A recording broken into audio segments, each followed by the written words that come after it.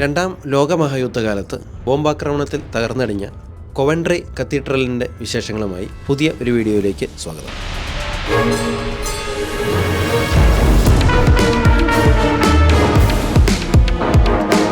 ഇംഗ്ലണ്ടിലെ ചരിത്രപ്രസിദ്ധമായ പല കത്തീഡ്രലുകളും രണ്ടാം ലോകമഹായുദ്ധകാലത്തെ ബോംബാക്രമണത്തിൽ തകർക്കപ്പെട്ടു. കൊവൻട്രിയിലെ സെൻറ്റ് മൈക്കിൾ കത്തീഡ്രലും അതുപോലെ തകർക്കപ്പെട്ട ഒന്നാണ്. 1940 ഓഗസ്റ്റിനും ഒക്ടോബറിനുമിടയിൽ കൊവൻട്രിയിൽ തുടർച്ചയായ ബോംബാക്രമണങ്ങൾ ഉണ്ടായി. യുദ്ധത്തിന് ബ്രിട്ടന് ആവശ്യമായ എഞ്ചിനുകളും വിമാനങ്ങളും യുദ്ധോപകരണങ്ങളുമൊക്കെ നിർമ്മിച്ചിരുന്ന നിരവധി ഫാക്ടറികൾ അന്ന് കൊവൻട്രിയിലുണ്ടായിരുന്നു. അതുകൊണ്ട് തന്നെ യുദ്ധമുണ്ടാകുമ്പോൾ ഇത്തരത്തിൽ പ്രാധാന്യമുള്ള സ്ഥലങ്ങൾ ആക്രമിക്കപ്പെടുക സ്വാഭാവികമാണ്. അങ്ങനെ 1940 നവംബർ 14 ബോംബാക്രമണത്തിൽ കൊവൻട്രിയിലെ ഈ സെൻറ്റ് മൈക്കിൾ കത്തീഡ്രലും തകർക്കപ്പെട്ടു. 1940 ആ ആക്രമണത്തെ വലിയ കേടുപാടുകളൊന്നും കൂടാതെ അതിജീവിച്ച ഈ പള്ളിയുടെ വെസ്റ്റ് ടവർ ആണ് ഈ മുൻപിൽ കാണുന്നത്. AD 1300 ആ ഒരു കാലഘട്ടത്തിൽ ഇംഗ്ലണ്ടിലെ വലിയ ഇടവക പള്ളികളിൽ ഒന്നായിരുന്നു ഈ സെൻറ്റ് മൈക്കിൾ കത്തീഡ്രൽ. 295 അടി, അതായത് 90 മീറ്റർ ഉയരമുള്ള ഈ ടവർ 1374 1450 കാലഘട്ടത്തിലാണ് നിർമ്മിക്കപ്പെട്ടത്. അന്ന് മുതൽ ഈ കവൻട്രി സിറ്റി സെൻറ്ററിൽ തലയെടുപ്പോടെ നിൽക്കുന്ന ഈ ടവറിൻ്റെ കൊത്തുപണികളും അതുപോലെ വിശുദ്ധരുടെ രൂപങ്ങളുമൊക്കെ കേടുപാടുകളൊന്നും കൂടാതെ മനോഹരമായി നിൽക്കുന്ന കാഴ്ചയാണ് നമ്മൾ ഈ മുൻപിൽ കാണുന്നത്. ഇനി ഈ പള്ളിയുടെ അകത്തെ കാഴ്ചകളിലേക്ക് പോകാം. ഉള്ളിലേക്ക് കയറുമ്പോൾ തന്നെ തകർന്ന തൂണുകളുടെയും മറ്റും അവശിഷ്ടങ്ങളാണ് നമ്മളീ കാണുന്നത്. ഈ മുൻപിൽ കാണുന്നതാണ് ഈ പള്ളിയുടെ അൾത്താര. ഇവിടെ ഫാദർ ഫൊർഗീവ് എന്ന് സ്വർണ്ണ ലിപികളിൽ രേഖപ്പെടുത്തിയിരിക്കുന്നത് കാണാം.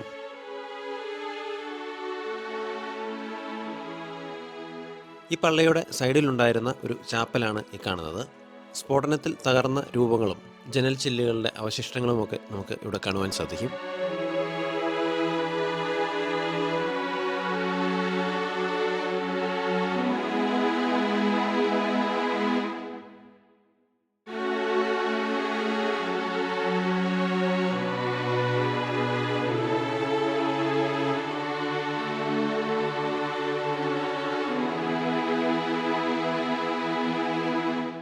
ഈ പള്ളിയുടെ ശാന്തമായ അന്തരീക്ഷത്തിൽ ഇരിക്കാനായി ഇവിടെ നിരവധി ബെഞ്ചുകൾ ഇട്ടിട്ടുണ്ട്. ഇവിടുത്തെ ഒരു പ്രധാന സ്റ്റാച്ചു ആണ് ഈ കാണുന്നത്. റീകൺസിലിയേഷൻ അഥവാ റീയൂണിയൻ സ്റ്റാച്ചു എന്നാണ് ഇത് അറിയപ്പെടുന്നത്. യുദ്ധത്തിൽ പരസ്പരം കാണാതായ രണ്ടാളുകൾ കണ്ടുമുട്ടുന്നതാണ് ഈ ഒരു സ്റ്റാച്ചു. അതുപോലെ തന്നെ ഈ പള്ളിയിലെ മറ്റൊരു പ്രധാനപ്പെട്ട സ്റ്റാച്ചു ആണ് ഈ കാണുന്നത്.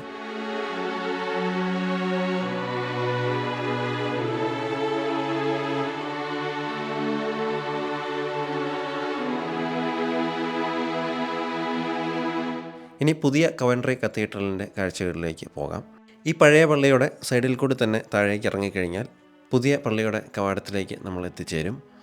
ഉള്ളിലേക്ക് കയറി ചെല്ലുമ്പോൾ തന്നെ ബ്രാസ് അക്ഷരങ്ങളിലുള്ള മനോഹരമായ ഈ എഴുത്താണ് നമ്മൾ കാണുന്നത്. Glory of God.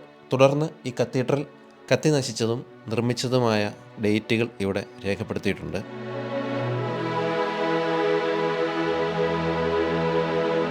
പിന്നീട് ഇതിനുള്ളിലേക്ക് കയറുമ്പോൾ വലതുവശത്തായിട്ട് ഈ കാണുന്നത് ബെത്ലഹേമിൽ നിന്ന് കൊണ്ടുവന്ന കല്ലുപയോഗിച്ച് നിർമ്മിച്ച മാമോദിസ തൊട്ടിലാണ്.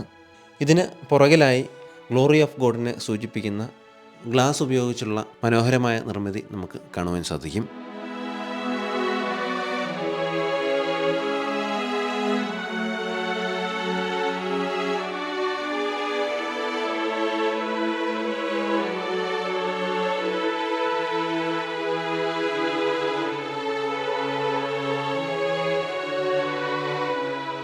ഈ പള്ളിയുടെ പ്രധാന അൾത്താരയാണ് ഈ കാണുന്നത്.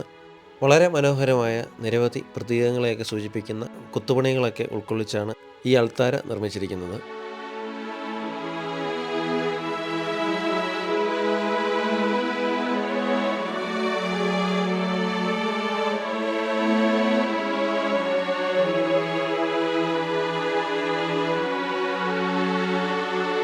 ഈ അൾത്താരയുടെ പുറകിലേക്കുള്ള വഴിയാണ് ഇത്. സൈഡിൽ കൂടിയുള്ള ഈ വഴി നടന്നാൽ ഈ അൾത്താരയുടെ പുറകിലെത്താം. ഇവിടെ നിരവധി ചാപ്പലുകൾ നമുക്ക് കാണുവാൻ സാധിക്കും.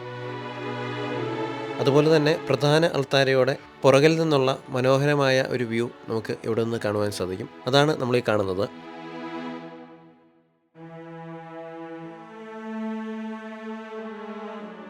അൾത്താരയുടെ നേരെ പിറകിലായി ഈ കാണുന്നതാണ് ദി ലേഡി ചാപ്പൽ. ഇവിടുത്തെ അമ്മമാരുടെ കൂട്ടായ്മയ്ക്ക് പ്രാർത്ഥിക്കാനും ഒത്തുചേരാനും ഒക്കെയുള്ള ഒരു ഇടമാണ് ഇത്. ദ ലേഡി ചാപ്പലിന് തൊട്ടടുത്തായി തന്നെ ഈ കാണുന്നതാണ് the chapel of Christ in Gethsemane. ഇതിന് തൊട്ടടുത്തായിട്ടുള്ള മറ്റൊരു ചാപ്പലാണ് chapel of Christ the servant. വളരെ പ്രത്യേകതയുള്ള ഒരു ചാപ്പലാണിത്. പുറത്തേക്കുള്ള വ്യൂ കാണത്തക്ക രീതിയിൽ ഗ്ലാസ് കൊണ്ടാണ് ഈ ചാപ്പലിൻ്റെ ഒരു വശം നിർമ്മിച്ചിരിക്കുന്നത്. ഈ പുറത്തേക്കുള്ള വ്യൂ കാണത്തക്ക രീതിയിൽ നിർമ്മിച്ചിരിക്കുന്ന ഈ ഒരു വശത്തായിരുന്നു ഇവിടുത്തെ ഇൻഡസ്ട്രിയൽ ഏരിയ ഉണ്ടായിരുന്നത്. ഈ ഒരു പ്രധാനപ്പെട്ട ഇൻഡസ്ട്രിയൽ ഏരിയ ഉണ്ടായിരുന്നത് കൊണ്ട് തന്നെയാണ് അന്ന്, അതായത് 1940 ഇവിടെ ബോംബാക്രമണം ഉണ്ടായത്.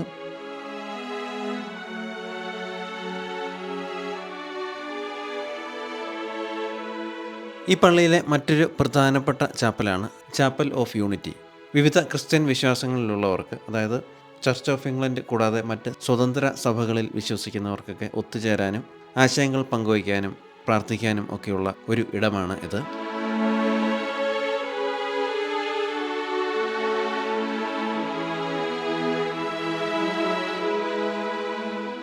പഴയതും പുതിയതുമായ 2 പള്ളികളുടെയും കാഴ്ചകൾ കണ്ട് പുറത്തേക്കിറങ്ങി. ഇതിനു മുൻപിലായി ചെറിയൊരു ഗാർഡനും ഇരിപ്പിടങ്ങളും ഒക്കെ കാണാം. ഈ വീഡിയോ നിങ്ങൾക്ക് ഇഷ്ടമായെങ്കിൽ ലൈക്ക് ചെയ്യുകയും ഷെയർ ചെയ്ത് സുഹൃത്തുക്കളിൽ എത്തിക്കുകയും ചെയ്യുക. കൂടാതെ ചാനൽ സബ്സ്ക്രൈബ് ചെയ്ത് ബെൽ ബട്ടൺ അമർത്തി തുടർന്ന് അപ്ലോഡ് ചെയ്യുന്ന യാത്രാ വീഡിയോകൾ കാണുക.